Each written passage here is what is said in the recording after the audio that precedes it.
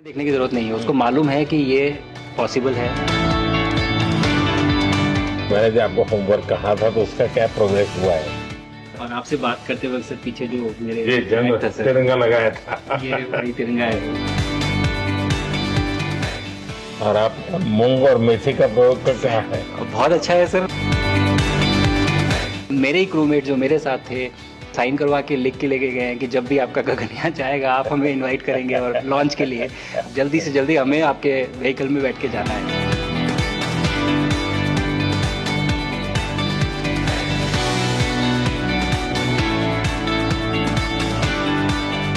आप लोग जब इतनी बड़ी यात्रा करके वापस पहुंचते हैं जी सर।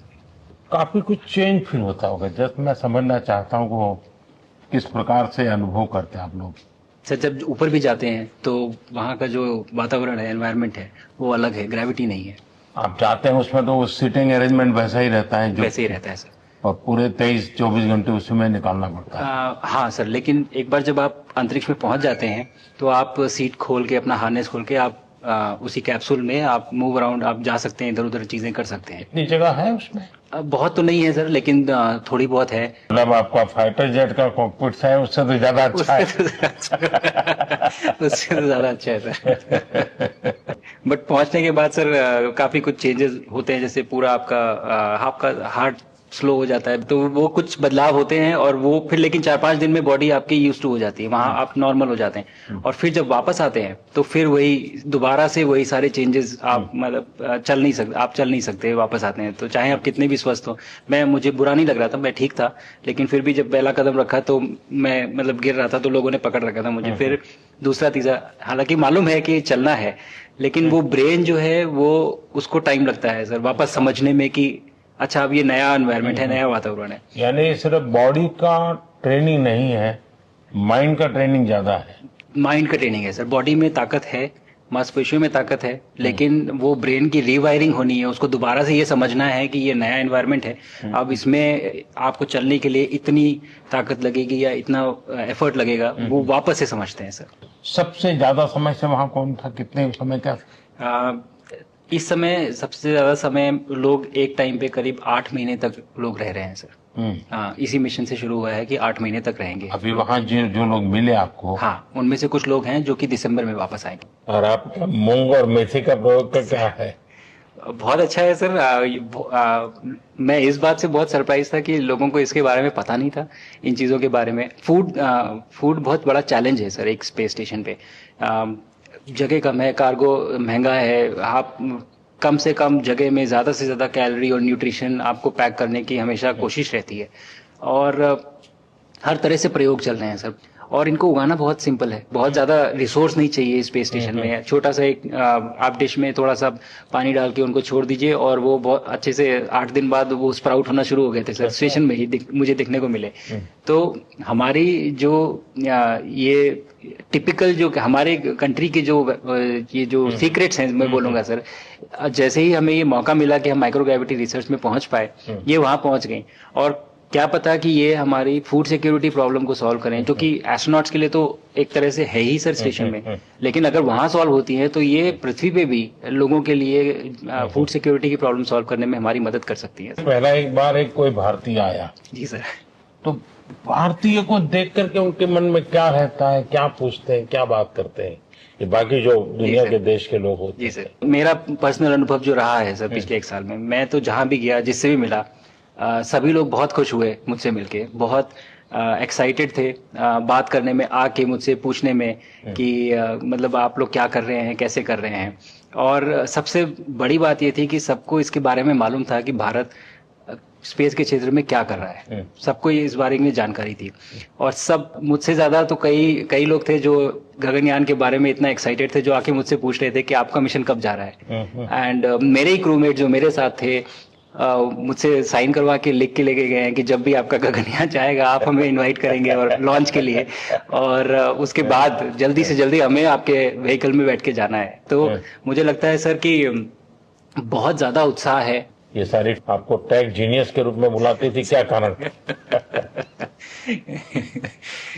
नहीं सर, वो लोग मुझे लगता है बहुत काइंड है जो इस तरह से बोलते हैं, बट मेरी जो ट्रेनिंग रही है सर, जो एयरफोर्स में ट्रेनिंग रही है और उसके बाद हम लोग ने टेस्ट पायलट की ट्रेनिंग की सर। तो मैं एयरफोर्स में जब गया था तो मुझे लगा था कि पढ़ाई नहीं करनी पड़ेगी, बट मुझे इसके बाद बहुत पढ़ाई करनी पड़ी जो मुझे पता नहीं था। और टेस्ट पायलट बनने के बाद तो एक ये काइंड ऑफ एक इंजीनियरिंग का एक डिसिप्लिन बन जाता है सर। इसरो में ट्रेनिंग की, हमारे साइंटिस्ट ने हमको पढ़ाया तो 3-4 साल, तो मुझे लगता है कि हम लोग काफी अच्छे से तैयार थे सर इस मिशन के लिए जब पहुंचे। मैंने जो आपको होमवर्क कहा था तो उसका क्या प्रोग्रेस हुआ है? बहुत बहुत अच्छा प्रोग्रेस हुआ है सर, और लोग काफी हंसे थे मेरे साथ। उस मीटिंग के बाद उन्होंने मुझे चढ़ाया भी था कि आपके प्रधानमंत्री ने आपको होमवर्क दिया है। दिया तो है, और बहुत जरूरी है सर। हमें इस बात का आभास था, मैं गया ही इसलिए था। मिशन तो एक सक्सेसफुल हुआ है सर, हम लोग वापस आ गए हैं, लेकिन ये मिशन अंत नहीं है, मिशन तो शुरुआत है। तो अरे तो मैंने उसी दिन भी कहा, आपने उस दिन बोला था सर, हमारा पहला कदम है, पहला कदम है सर। तो इस पहले कदम का मेन जो उद्देश्य था वो यही था कि हम कितना कुछ इससे सीख के हम वापस ला सकते हैं।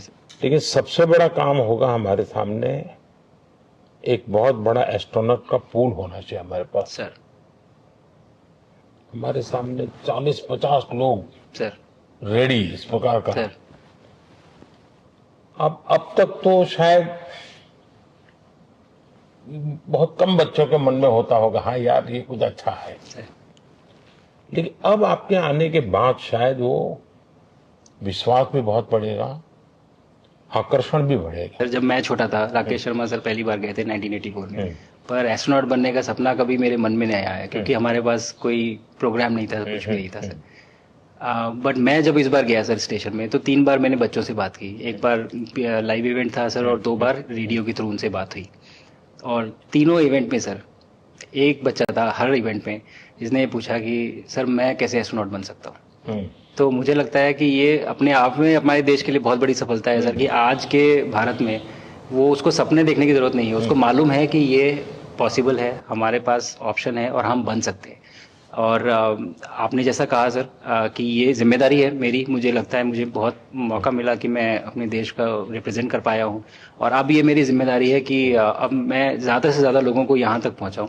अब स्पेस स्टेशन और गगनयान सर, 2 हमारे बड़े मिशन हैं सर, उसमें आपका एक्सपीरियंस बहुत काम आएगा। तो मुझे लगता है सर कहीं ना कहीं हमारे लिए एक बहुत बड़ा मौका है, स्पेशली सर क्योंकि जिस तरह का कमिटमेंट हमारी गवर्नमेंट आपके द्वारा जो है स्पेस प्रोग्राम को sustained budget every year in spite of failures, जैसे कि चंद्रयान 2 सर सक्सेसफुल नहीं हुआ, उसके बाद भी हमने कहा कि नहीं हम आगे बढ़ेंगे, चंद्रयान 3 सक्सेसफुल हुआ।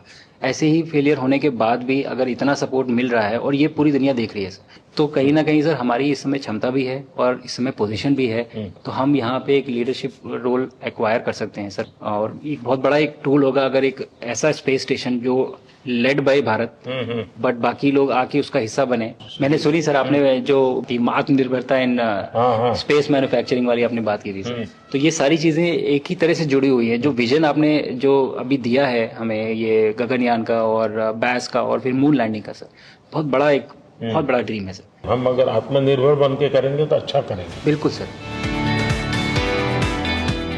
मैंने काफी सारी चीजें सर स्पेस से फोटोग्राफ वगैरह कोशिश की भारत की लेने की। तो ये भारत यहाँ से शुरू से ये ट्रायंगल, ये बैंगलोर है सर, ये हैदराबाद क्रॉस हो रहा है, और ये जो फ्लैश आप देख रहे हैं सर ये सारी बिजली चमक रही है सर, बिजली जो पहाड़ों में हो रहा है सर। और ये क्रॉस होते ही जो डार्क एरिया आता है सर ये हिमालय आ जाता है, और ये ऊपर की तरफ जो जा रहे हैं सर ये तारे हैं सारे, और ये क्रॉस करते ही ये पीछे से सूरज आ रहा है सर।